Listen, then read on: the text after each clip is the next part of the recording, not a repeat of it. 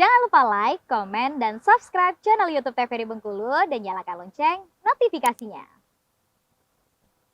Assalamualaikum warahmatullahi wabarakatuh. Hai pemirsa TVRI Bengkulu, jumpa kembali nih bersama saya Agnes Ramadhani dalam acara Opini Obrolan Pagi ini. Pemirsa, bisnis laundry mulai menjamur nih sejak beberapa tahun terakhir. Karena memang kesempatan untuk meraih kesuksesan ini semakin kecil karena pesaingnya sudah semakin banyak. Tapi jika pemirsa nih ya ingin mencoba bisnis laundry, ada baiknya lebih spesifik, mungkin ke arah laundry sepatu misalnya. Nah pemirsa, tema kita hari ini yaitu peluang dan juga tren bisnis masa depan. Sudah bersama saya di pagi hari ini Bang Taufik Ramadan ya, sebagai pelaku usaha. Saya sapa dulu nih ya. Hai, selamat pagi nih Bang Taufik. Pagi. Gimana kabarnya Bang Taufik? Alhamdulillah baik. Alhamdulillah baik. Bang Taufik ini asalnya dari mana sih Bangnya? Asli sih Bengkulu sih, kalau orang tua ya ibu Mas Mambang, ayah Kaur gitu. Orang Kaur dan juga Seluma. Iya, Seluma. Kesibukannya sekarang apa aja nih? Kalau kesibukan sehari-hari ya fokus ngurus usaha aja sih di bidang jasa cuci sepatu tadi, laundry sepatu. Laundry Itu aja hari-hari gitu. Hari-harinya itu. Emangnya kalau misalnya mau cerita nih ya, awal mulanya kenapa sih Abang sendiri memutuskan untuk buka jasa laundry sepatu ini ya? Menarik sih. Panjang banget ceritanya. Panjang sih. Mungkin lebih dipersingkatnya tuh awalnya karena ketertarikannya tuh memang suka sepatu. Pada tahun 2010 itu mulai ya cari tahu sepatu ori itu berapa sih harganya saya. Iya. Awalnya di situ dari 2010 dari kesukaan karena karena sebuah sepatu, mulailah mengoleksi sepatu beberapa sampai ya buka sendiri gitu. Tadi Abang juga cerita ya kalau misalnya kan awalnya bukan dari laundry sepatu malah ya. Bukan, betul. Fotografer. Ya awalnya dari itu dari mencari cuanisasi tadi, awalnya dari kamera, dari foto ke video. Emang dari kuliah suka berbisnis itu ya? Sebenarnya kalau dari kuliah dari kecil malah saya. Dari kecil malah. Dari kecil. Dari kecil tuh dari SD lah, SD bisa dibilang SD kelas 3, kelas 4. Zaman-zaman perang pistol barat. Oh iya. Itu jual pistol. Terus peluru kan banyak yang enggak hancur. Abang pungut, daur ulang kayak gitu, terus diplastikin, modal api lilin, jual lagi. Sama orang 1.000, sama abang 2.000. Pik mau beli. Tetangga udah di sekitaran RT di rumah. Sudah mulai masuk SMP, naik level kayak apa nih yang lebih seru, mulailah main cupang kayak gitu, ikan cupang. Terus buat akuarium, kebetulan dekat rumah tuh ada mebel, terus kayak boleh dah kami minta kacau aja itu, ambil aja deh. Sudah cuman ngomong sama ibu, Bu mau minta beli buat lem kaca sama pisau kaca, udah itu modal 25 kalau nggak salah, zaman itu 2008-9 lah kalau nggak salah. Udah jual mulai dari 30.000 sampai 60.000 waktu itu. Udah iseng pindah lagi. SMA itu masuknya ke game online. Nah itu mulai lebih game online itu mulai bener-bener ketinggalan lah sekolah aja, kayak pulang warnet paket malam gitu kan. Jadi mainin jual ke anak-anak SMP, anak SD gitu. Jadi memang bukan yang seangkatan tapi jualnya ke bawah gitu. Pernah juga buka lotre, jual-jual kayak gitulah yang aneh-aneh yang kayak zaman-zaman di SD gitu, sampai rental Tendo, rental PS di rumah kayak gitu. Udah berhenti SMA, fokus ke organisasi waktu itu pas SMA. Ninggalin sisi usaha, pas kuliah ngelihat anak-anak kampus tuh masih dikit kan yang benar-benar serius. Tapi bisa dibilang langkah awalnya orang-orang tuh buka usaha gitu atau apapun itu ya, jualan, emang di kuliah. Langkah profesional awal tuh pasti kuliah.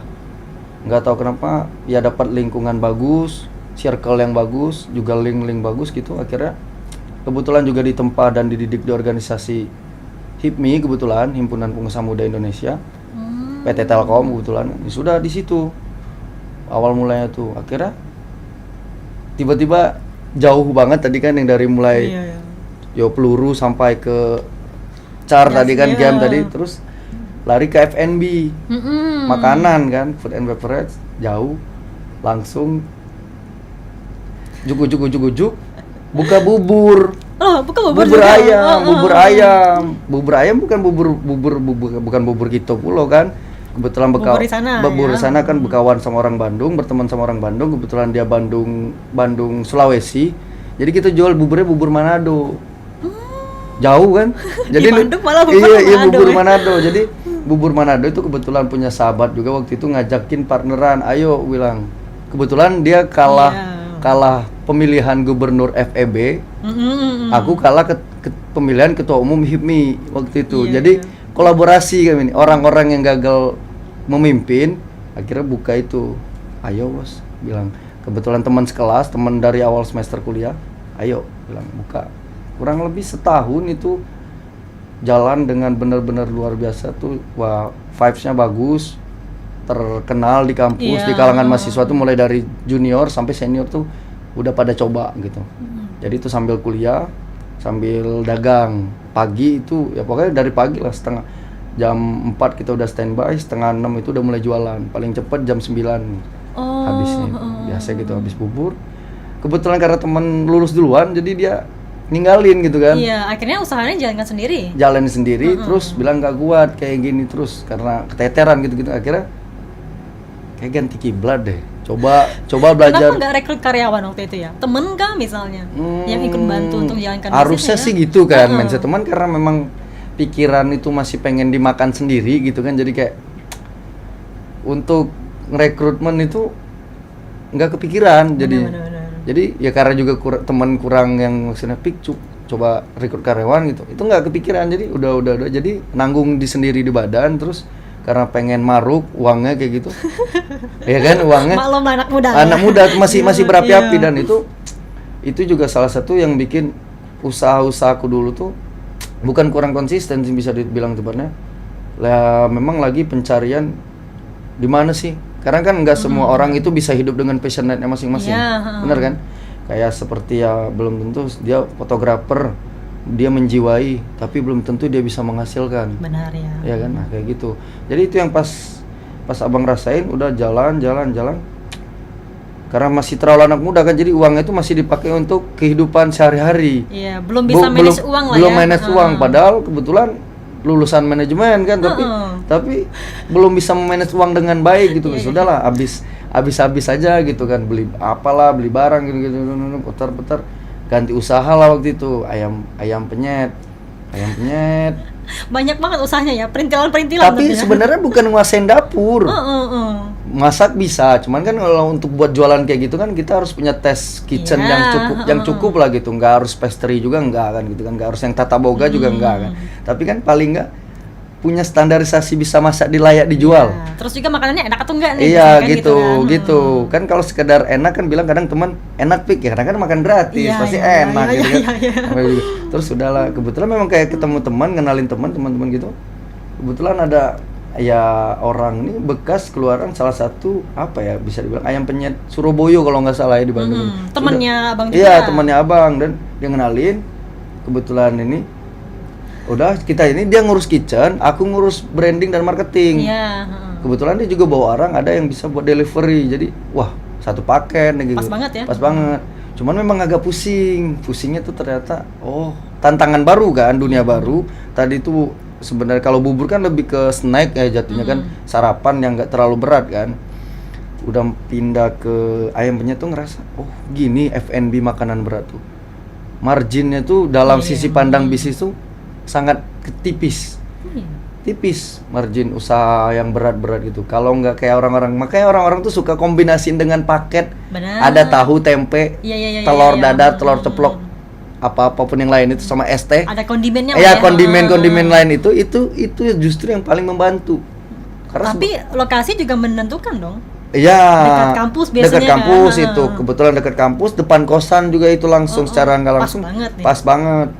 Cuman kadang yang bikin sedikit agak maksa itu waktu itu tempatnya memang agak mahal. Cuman ya sudah, karena memang ya namanya usaha kan nggak ada yang mulus dan nggak ada yang nggak bisa kita korbanin. Jadi ya korbanin, ini agak mahal.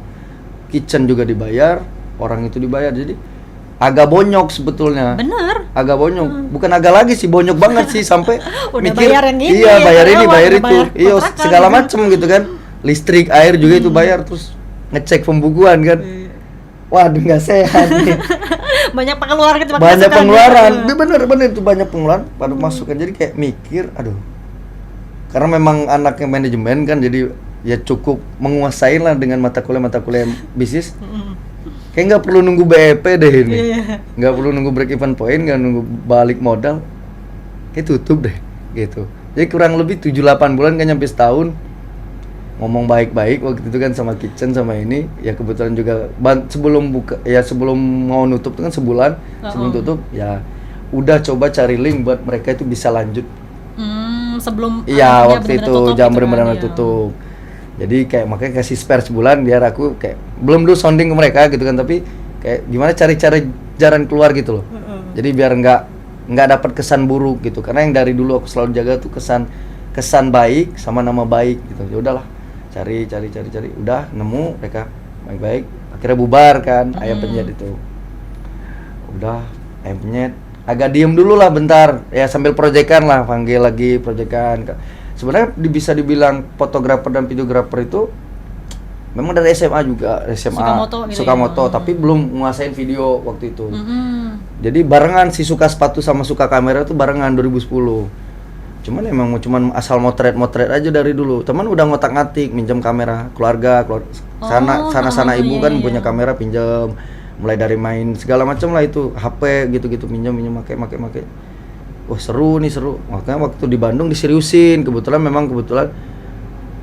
kenal sama orang-orang Instagram Bandung yang udah punya nama gitu. Jadi minta promosi. Jadi ya gitu, promosi gitu. Jadi mereka juga akhirnya ngelihat skill kan, boleh Pik. Jadi akhirnya memang aku nggak berbendera gitu kan, tapi aku cabutan. Jadi kalau mereka kurang tim, Pik, kita kurang nih, sini bantuin. Entah itu wedding, entah itu produk, entah itu katalog, apapun ya. itu.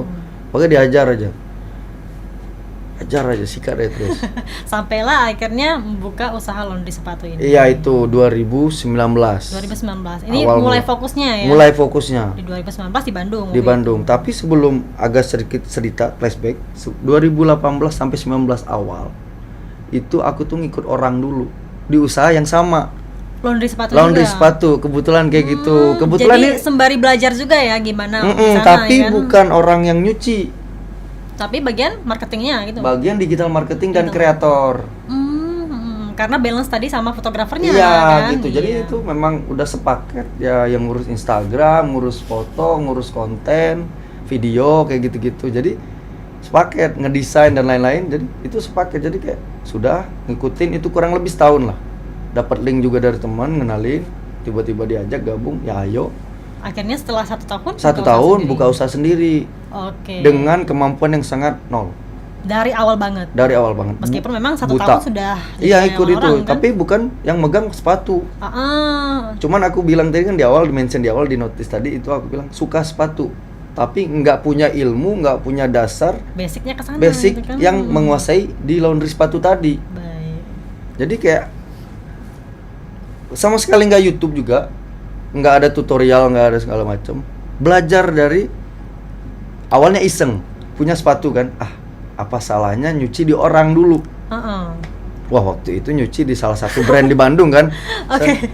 Bang Taufik, kayaknya masih panjang banget. Panjang. Kalau misalnya kita bahas soal bisnis sepatu ini, tapi nanti dulu nih ya, kita bahas lagi setelah jeda pariwara berikut ini. Tetap bersama kami di Opini Obrolan Pagi ini.